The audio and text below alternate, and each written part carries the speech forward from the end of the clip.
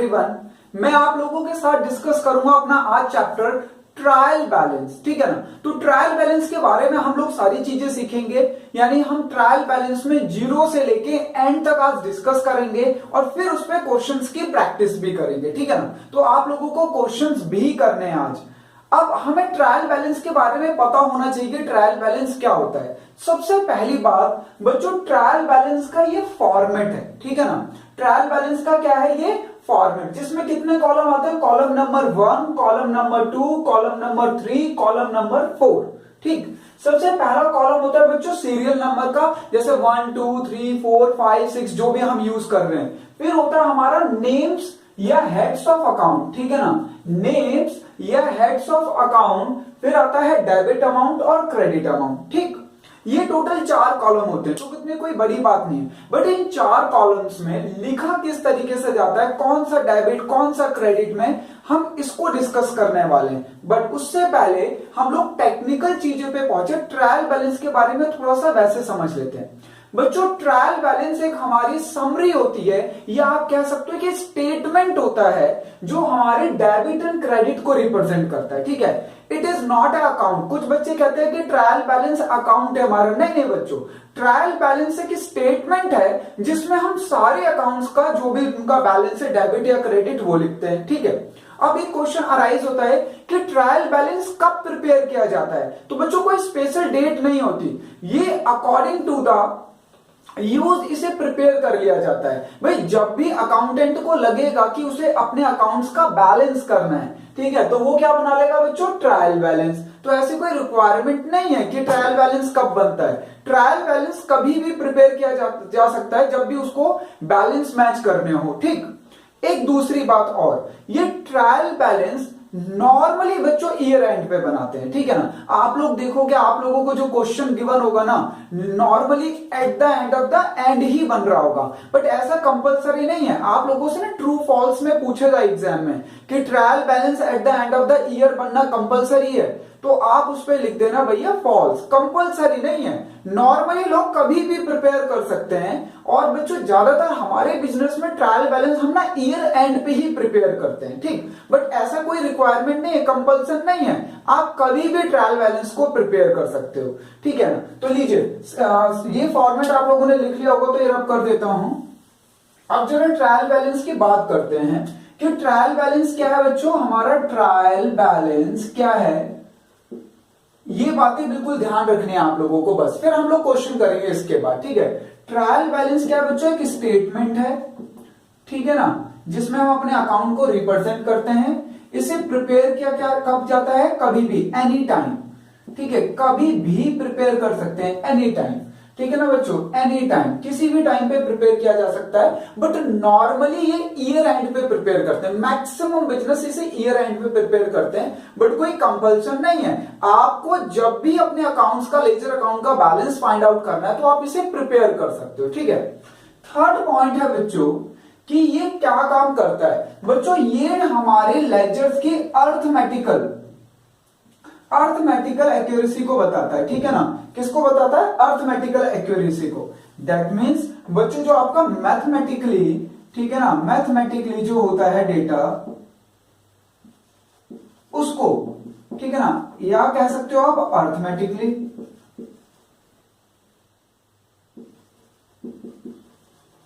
ठीक ना, जो हमारा डेटा होता है टोटल, जैसे हमारा जो भी अकाउंटिंग उससे टोटल होगा उसको हम लोग चेक करते हैं। ठीक है। उसके बाद बच्चों फोर्थ पॉइंट है कि इसका डीमेरिट क्या होता है। ठीक है ना, डीमेरिट,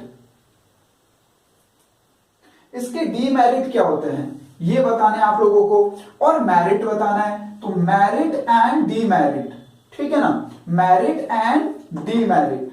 तो मेरिट क्या होता है बच्चों, मेरिट बताना है, और डीमेरिट बताना है कि भैया इसका डीमेरिट भी क्या होता है।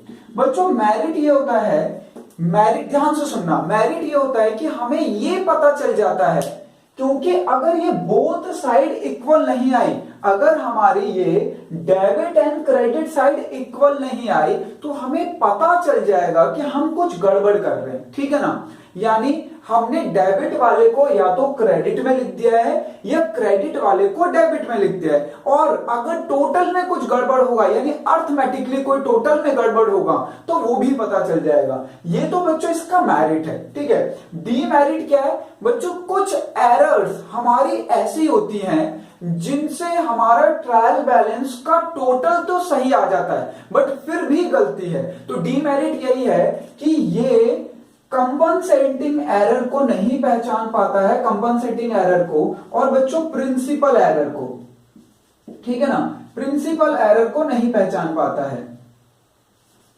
जो हमारी कंपनसेटिंग एरर होती है और प्रिंसिपल एरर होती है ये उसको नहीं पहचान पाता है।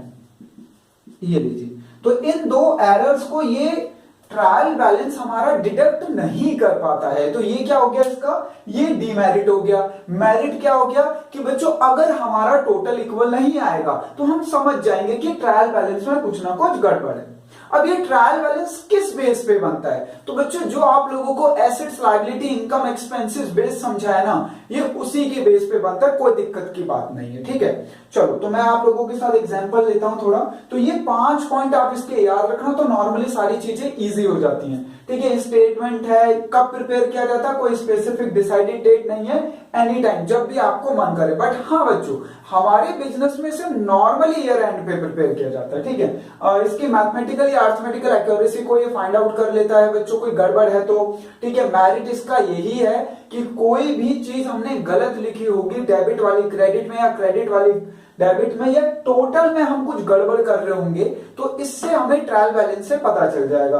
और डीमेरिट क्या है बच्चों, डीमेरिट ये है कि जो प्रिंसिपल एरर होती है, यानी हमने जो प्रिंसिपल की गड़बड़ कर दी है अकाउंट्स को प्रिपेयर करते समय, या कंपनसेटिंग एरर, ये उसको डिडक्ट नहीं कर पाता, ठीक है। ये बाकी एरर्स को तो डिडक्ट कर लेता है कि देखो भैया यहां कुछ गड़बड़ी है, इसे ठीक करिए आप, पर ये प्रिंसिपल एरर और कंपनसेटिंग एरर को डिडक्ट नहीं कर पाता है, तो उसको नहीं पकड़ पाता है, ठीक है। ये इसका डीमेरिट है। अब इसमें ट्रांसफर कैसे करते हैं चीजें, वो बेस समझना है आप लोगों को, ठीक है, ध्यान से समझना, वो समझाने वाला हूं मैं। कैसे बच्चों, लीजिए, तो मैं आप लोगों को सिंपल मेथड बता रहा हूं। जैसे हमारे पास है एसेट्स, ठीक है, या एक्सपेंस या ड्राइंग या हमारा बच्चों कोई लॉस, ठीक है ना। उसके बाद है बच्चों हमारी लाइबिलिटी या कैपिटल, ठीक है, इनकम हमारी, रेवेन्यू, रेवेन्यू इनकम एक ही बात है, आप लोगों को पता है, रेवेन्यू या कोई गेन, ठीक है, एंड हमारा कोई गेन, ठीक है। आपको ये अगर अच्छे तरीके से ध्यान है तो ये ट्रायल बैलेंस आप लोगों के लिए सबसे ज्यादा इजी है बच्चों। एसेट्स, एक्सपेंस, ड्राइंग या कोई लॉस, इसका हमारा बैलेंस होता है डेबिट बैलेंस, ठीक है ना। और लाइबिलिटी, कैपिटल, इनकम, गेन, इसका हमारा बैलेंस होता है क्रेडिट बैलेंस। तो हमें इसी बेस पे ट्रांसफर करना है, ठीक है ना। हमारी एसेट्स का, एक्सपेंस का, ड्राइंग का, लॉस का डेबिट बैलेंस होता है। लाइबिलिटी, कैपिटल, इनकम, रेवेन्यू और गेन, इसका कौन सा बैलेंस होता है, क्रेडिट बैलेंस होता है, ठीक है ना। ये आप कह सकते हो प्रॉफिट, ठीक है ना, प्रॉफिट का कौन सा बैलेंस होता है, क्रेडिट। तो हमें इसी बेस पे ट्रायल बैलेंस प्रिपेयर करना होता है, ठीक है। अब 2-3 चीजें इसमें और आप लोगों को सीखनी है, फिर आप लोगों का बिल्कुल इजी हो जाएगा। तो इसी कॉन्सेप्ट पे, यानी अगर हमें एसेट्स के बारे में पता चलता है तो ये लीजिए, एसेट्स को कहां पे लिखेंगे बच्चों, एसेट्स, कोई भी एसेट्स हो, ठीक है, कोई भी assets, furniture, machinery, prepaid expenses, accrued income, ठीक है, इन्वेस्टमेंट, कोई भी एसेट्स, तो हम उसे डेबिट में लिखेंगे, ठीक है। अगर हमें पता चल रहा है एक्सपेंस के बारे में तो एक्सपेंस भी कहां जाएगा, डेबिट में, चाहे कोई भी एक्सपेंस हो, ठीक है, चाहे रेंट पेड हो, चाहे कमीशन पेड हो, चाहे ब्रोकरेज हो, चाहे कार्टेज हो, चाहे कैरेज हो, चाहे डेप्रिसिएशन हो, चाहे आपका बैड डेट्स हो, चाहे इलेक्ट्रिसिटी बिल हो, चाहे इंश्योरेंस हो, कोई भी एक्सपेंस, तो एक्सपेंस सारे कहां जाएंगे, हमारे डेबिट में। ऐसे बच्चों कोई लॉस है तो लॉस भी कहां जाएगा, डेबिट में। अगर हमें कोई इनकम हो रही है, अगर बच्चों हमने कोई ड्राइंग करी है तो ड्राइंग भी कहां जाएगी, डेबिट में, ठीक है ना। अब देखते हैं अगर हमारी कोई हमारी कैपिटल का बैलेंस, हमारी कैपिटल का बैलेंस बच्चों क्रेडिट में लिखा जाएगा, ठीक है ना। लाइबिलिटी का बैलेंस भी क्रेडिट में लिखा जाएगा। हमारी कोई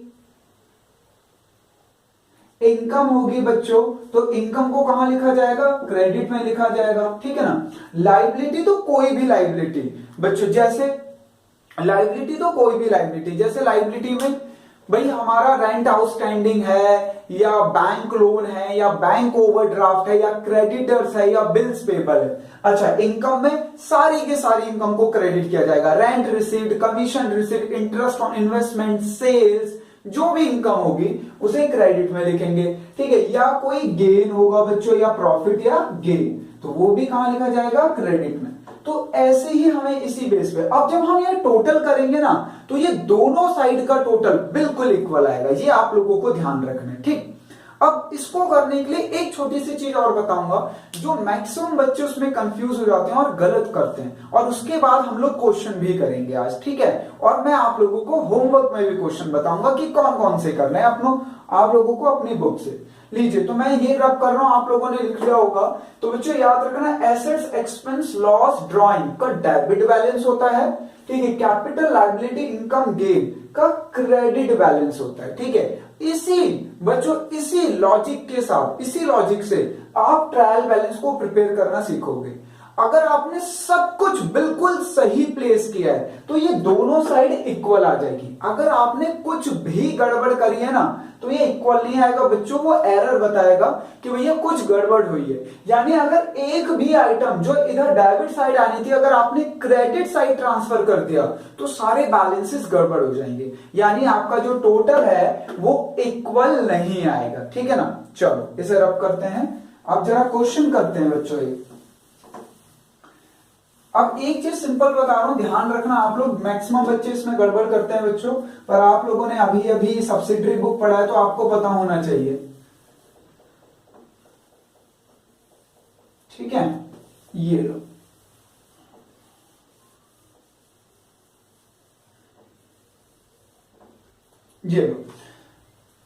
ध्यान रखना बच्चों, ये हमारी परचेज है, तो परचेज, ठीक है, और परचेज रिटर्न, ठीक है। थर्ड नंबर पे है बच्चों सेल्स एंड सेल्स रिटर्न, ठीक। बच्चों परचेज हमारा एक्सपेंस होता है, ठीक है, तो एक्सपेंस का कौन सा बैलेंस होगा, डेबिट, तो रिटर्न उसकी अपोजिट होती है। भाई परचेज हमारा एक्सपेंस है, एक्सपेंस का बैलेंस डेबिट होगा, मैंने अभी बताया। तो बच्चों परचेज रिटर्न का बैलेंस क्या होगा, क्रेडिट होगा, अपोजिट बैलेंस, क्योंकि हमने परचेज किया तो हमारा एक्सपेंस हुआ, हमने रिटर्न कर दिया तो अपोजिट बैलेंस होगा, ठीक है ना। और परचेज रिटर्न को सब्सिडरी बुक कर रखा है आप लोगों ने, तो आपको पता होना चाहिए कि परचेज रिटर्न को और क्या कहा जाता है, रिटर्न आउटवर्ड। क्या कहा जाता है, रिटर्न आउटवर्ड। सेल्स बच्चों हमारी इनकम होती है, और इसका बैलेंस क्या होता है, इसका बैलेंस होता है क्रेडिट, तो उसकी रिटर्न का क्या बैलेंस होगा, बिल्कुल सही बताया आप लोगों ने, इसका बैलेंस क्या होगा, डेबिट होगा। और बच्चों सेल्स रिटर्न को और क्या कहा जाता है, रिटर्न इनवर्ड, ठीक है ना, रिटर्न इनवर्ड, ये याद रखना। तो ये आपको ध्यान रहेगा तो आप लोग कर लेंगे। अब इसकी एक और इंपॉर्टेंट चीज है, याद रखना बच्चों, क्लोजिंग स्टॉक, ठीक है ना। क्लोजिंग स्टॉक हमारी एसेट्स होती है बच्चों, क्या होती है, एसेट्स। क्लोजिंग स्टॉक क्या होती है, हमारी एसेट्स, और उसको हम लोग कभी भी ट्रायल बैलेंस में नहीं लिखते हैं, ठीक है ना। अच्छा, ट्रायल बैलेंस को मैं शॉर्टकट में बच्चों T/B बोल देता हूं, ठीक है ना, तो ध्यान रखना T/B। तो ट्रायल बैलेंस में क्लोजिंग स्टॉक को नहीं लिखते हैं, ठीक है ना। सिर्फ एक सिचुएशन है बच्चों जिसमें हम क्लोजिंग स्टॉक को ट्रायल बैलेंस में लिखते हैं, बट वो हम लोग बाद में सीखेंगे, ठीक है। अभी तो हम लोग नॉर्मल क्वेश्चन करने वाले हैं। तो बच्चों याद रखना, ट्रायल बैलेंस को, ट्रायल बैलेंस एसेट्स तो है हमारी, ट्रायल बैलेंस एसेट्स तो है हमारी, पर बच्चों हम उसको कभी भी अपने ट्रायल बैलेंस में नहीं लिखते। वैसे क्लोजिंग स्टॉक एसेट्स है, ठीक है ना। अब क्लोजिंग स्टॉक को सर अगर ट्रायल बैलेंस में नहीं लिखते तो कहां लिखते हैं बच्चों, जस्ट ट्रायल बैलेंस के नीचे, जहां पे ट्रायल बैलेंस कंप्लीट हो जाएगा उसके नीचे आप लिख दोगे क्लोजिंग स्टॉक। जो भी वैल्यू होगी वो आप वैल्यू लिख दोगे, ठीक है ना। तो याद रखना, हम सारी की सारी एसेट्स और liabilities, income, expenses, profit loss, drawing, सबको लिखेंगे ट्रायल बैलेंस में, सिर्फ क्लोजिंग स्टॉक को नहीं लिखते। और दो बच्चों, क्लोजिंग स्टॉक हमारी एसेट्स होता है, ठीक है ना। अब कुछ बच्चे पूछते हैं कि सर फिर ओपनिंग स्टॉक को कहां लिखेंगे? भाई ओपनिंग स्टॉक को ट्रायल बैलेंस में लिखा जाता है, ठीक है ना बच्चों। ओपनिंग स्टॉक को ट्रायल बैलेंस में लिखा जाता है, पर क्लोजिंग स्टॉक को ट्रायल बैलेंस में नहीं लिखते, क्योंकि वो कहां लिखा जाता है? जस्ट ट्रायल बैलेंस के नीचे, ठीक है ना। तो ये ट्रायल बैलेंस से रिलेटेड बच्चों जो आप लोगों को क्वेश्चन करना, उससे रिलेटेड ट्रायल बैलेंस जो आपका चैप्टर है, उससे जो भी चीजें हैं वो आपका पहले का ही बेस चलेगा। जो आप लोगों ने रूल ऑफ डेबिट क्रेडिट में पढ़ा है वो सब कुछ वो ही बेस चल रहा है, ठीक है। यहां पे जो इसकी रिक्वायरमेंट थी वो मैंने आप लोगों को बता दी। फॉर्मेट ये है हमारा। अब हम लोग क्वेश्चन भी करेंगे एक, तो और बढ़िया क्लियर हो जाएगा, ठीक। तो देखो अपनी बुक बच्चों, मैं आप लोगों को आपकी बुक से करा रहा हूं क्वेश्चन नंबर 4, ठीक है ना। क्वेश्चन नंबर 4, पेज नंबर है 13.23 टीएस ग्रेवाल, ठीक है। ये जरूर लिख लेना, मैक्सिमम बच्चे ये गड़बड़ करते हैं बच्चों। परचेज का डेबिट बैलेंस होता है, उसके रिटर्न का क्रेडिट, और उसको क्या कहा जाता है? Return outward. सेल्स इनकम होती है हमारी, तो क्रेडिट बैलेंस होगा। और बच्चों सेल्स रिटर्न का डेबिट बैलेंस होगा, सेल्स रिटर्न को रिटर्न आउटवर्ड भी कहा जाता है। क्लोजिंग स्टॉक को हम कभी भी ट्रायल बैलेंस में नहीं लिखते, सिर्फ एक सिचुएशन में लिखते हैं बच्चों, वो मैं बाद में सिखाऊंगा, ठीक है। और ओपनिंग स्टॉक को ट्रायल बैलेंस में लिखा जाता है, ठीक। तो चलिए ये रब कर देते हैं, क्वेश्चन करते हैं हम लोग। और मैंने आप लोगों को बताया है क्वेश्चन नंबर हम कर रहे हैं 4 बच्चों, आपके पेज नंबर है 13.23 पे टीएस ग्रेवाल से। लीजिए तो क्वेश्चन देखेंगे आप लोग, जल्दी ओपन करिए बुक अपनी, पेज नंबर 13.23 और क्वेश्चन नंबर 4 है। देखो क्या कह रहा है बच्चों, 4 में कह रहा है prepare a trial balance from the following items. वो कह रहा है भैया हमने आपको फॉलोइंग आइटम्स दे दिए, आप ट्रायल बैलेंस बनाओ। बच्चों इस फॉलोइंग आइटम्स में कुछ एसेट्स हैं, कुछ लाइबिलिटी है, कुछ इनकम है, कुछ एक्सपेंसेस है, कुछ ड्रॉइंग्स है, कुछ लॉसेस हैं, कुछ हमारी गेन्स हैं। तो अब इनके रूल के अकॉर्डिंग, जो मैंने आप लोगों को अभी समझाया था उसके अकॉर्डिंग आप लोग ट्रांसफर कर दीजिए, ठीक है ना। तो देखो सबसे पहला है कैपिटल। तो बच्चों कैपिटल लीजिए, सबसे पहला है हमारा कैपिटल। तो कैपिटल का बैलेंस क्या होता है आप लोगों को पता होना चाहिए। लीजिए क्रेडिट बैलेंस होता है, 24,000 के बने मैंने ट्रांसफर कर दिया। उसके बाद है बच्चों ओपनिंग स्टॉक। मैंने बताया था क्लोजिंग स्टॉक को नहीं लिखा जाता है ट्रायल बैलेंस में, पर बच्चों ओपनिंग को लिखा जाता है, ठीक है ना। तो ये लीजिए ओपनिंग स्टॉक सेकंड नंबर पे, ओपनिंग स्टॉक, हाँ जी ओपनिंग स्टॉक कितना है बच्चों? ओपनिंग स्टॉक है 8500, ये लीजिए। उसके बाद है बच्चों हमारा फर्नीचर। तो फर्नीचर क्या होता है? हमारा एसेट्स होता है, और एसेट्स का कौन सा बैलेंस होता है बच्चों? डेबिट, ठीक है ना। फर्नीचर क्या है हमारा? एसेट्स। तो ये लीजिए 2600। नेक्स्ट है बच्चों, नेक्स्ट है हमारा कैश। कैश क्या होता है हमारा? कैश एसेट्स होता है, ठीक है ना। सॉरी परचेज है उससे पहले बच्चों, लीजिए परचेज, फिर है बच्चों कैश, ठीक है। उसके बाद है कैरेज, फिर है बच्चों हमारा कैरेज के बाद सेल्स। लो अब सारे लिख देते हैं, फिर बैलेंस ट्रांसफर करेंगे, ठीक है ना। सेल्स के बाद है बिल्डिंग,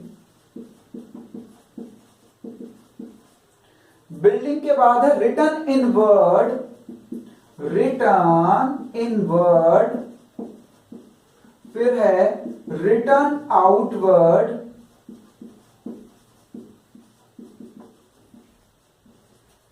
उसके बाद है बच्चों ट्रेड एक्सपेंस,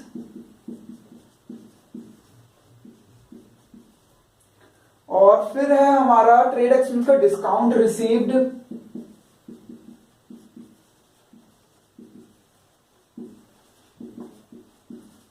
डिस्काउंट रिसीव्ड के बाद है बच्चों salary and office rent, salary and office rent, ये लीजिए। तो मैंने सारी आइटम्स लिख दिए। अब हमें इनका बैलेंस भी ट्रांसफर करना है इनके रूल के अकॉर्डिंग, जो भी लॉजिक है इनका, ठीक है ना। वही बच्चों rule of debit credit apply होता है इस पे, ठीक है ना।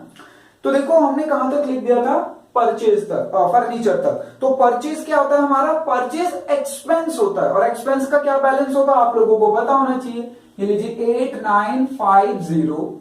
उसके बाद है बच्चों कैश। कैश क्या है हमारी एसेट्स, तो इसका बैलेंस है 7300, डेबिट में आएगा ये, ठीक है। एसेट्स एक्सपेंस और ड्रॉइंग और लॉसेस का डेबिट बैलेंस होता है बच्चों। उसके बाद है हमारा कैरेज। कैरेज भी एक्सपेंस है हमारा, तो डेबिट में आएगा, ये लीजिए। उसके बाद है बच्चों सेल्स। सेल्स हमारी इनकम है और इनकम का क्रेडिट बैलेंस होता है, तो ये लीजिए सेल्स 22,500। नेक्स्ट है बच्चों बिल्डिंग। 8 नंबर पे क्या है हमारी बिल्डिंग। बिल्डिंग हमारी एसेट्स होती है और उसका बैलेंस है 12,000, ठीक है। उसके बाद है रिटर्न इनवर्ड। लो अभी अभी तो मैंने आप लोगों को सिखाया था, आ गया वो। तो रिटर्न इनवर्ड क्या होता है बच्चों हमारा, रिटर्न इनवर्ड होता है हमारा सेल्स रिटर्न, और सेल्स रिटर्न का, सेल्स का बैलेंस होता है क्रेडिट, तो उसके रिटर्न का क्या होगा, डेबिट। Very good. तो ये लीजिए 1900। उसके बाद है बच्चों रिटर्न आउटवर्ड। तो मैंने अभी अभी आपको बताया था कि परचेस रिटर्न को ही रिटर्न आउटवर्ड कहा जाता है, और रिटर्न आउट का बैलेंस है 350, ये लीजिए, तो इसका क्रेडिट बैलेंस होगा। उसके बाद है ट्रेड एक्सपेंस। तो बच्चों ये एक्सपेंस है, एक्सपेंस का डेबिट बैलेंस होता है, तो ट्रेड एक्सपेंस है हमारा 1000 रुपीज। उसके बाद है बच्चों डिस्काउंट रिसीव्ड। डिस्काउंट रिसीव्ड हमारे लिए इनकम है, हमें डिस्काउंट रिसीव्ड हुआ है 970 का, ये लीजिए।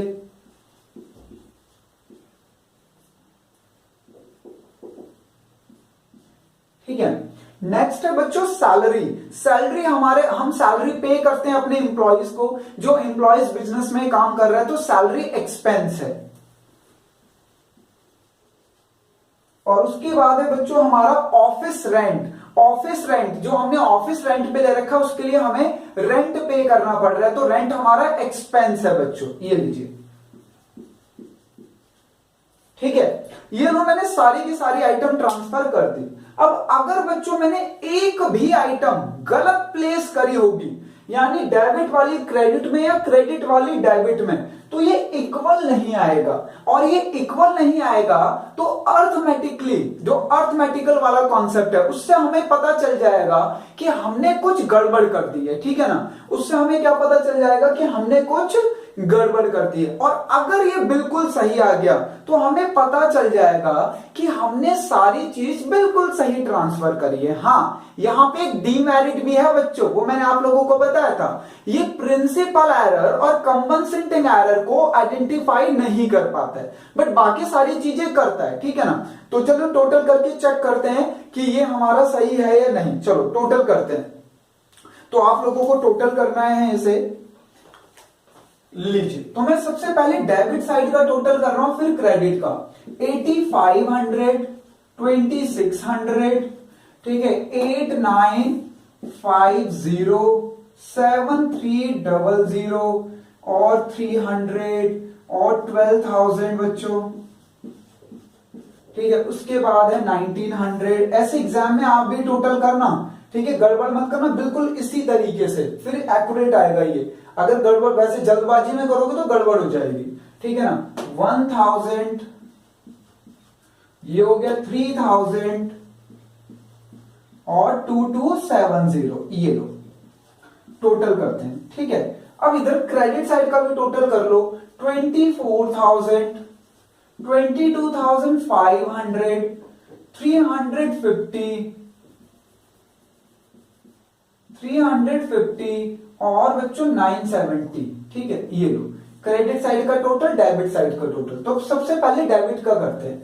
ये लीजिए 0, 7 और 5 12 का 2, एलसीएम गया 1, कैरी करा हमने 1 में, कैरी हो गया बच्चों 1, तो 12, 12 और 9 21, 21 3 24, 27, 27 और 9 36, 36 और 2 38, तो 3 कैरी कर दिया बच्चों। 8 और 3 11 12 13 और 8 21 21 और 7 28 28 और 2 30 31 32 33 34 4 और 3 47 का 7 कैरी गया बच्चों 4, तो ये हो गया 4 और 1 5। नहीं मैंने कुछ गड़बड़ करी है, चलो अभी चेक करते हैं इसको, फिर दोबारा इसको टोटल करते हैं। 5 और 10 12 0 कैरी किया 1, 9 5 14 3 17 18 का 1 कैरी किया 1, 6 और 7 और ये 4, ये आ रहा 47,820। अच्छा हम लोगों ने यहाँ पे गड़बड़ करी है, तो ये आया था 5 और 6 11 9 20 26 26 7 8 8 9 10 11 12 13 14 15 16 17। तो बच्चों ये ठीक है, और हमने कैरी कर दिया यहाँ पे 1, तो ये हो गया 1, 8 और 9 ठीक है 2 10 18 17 2 1 3 4 5 6 7 8, तो ये हो गया 7 कैरी करा हमने यहाँ पे 3, यहाँ पे कैरी आया है बच्चों 3 और 1 4। लीजिए तो ये दोनों तरफ का टोटल आ गया 47,820, 47,820 ये लीजिए।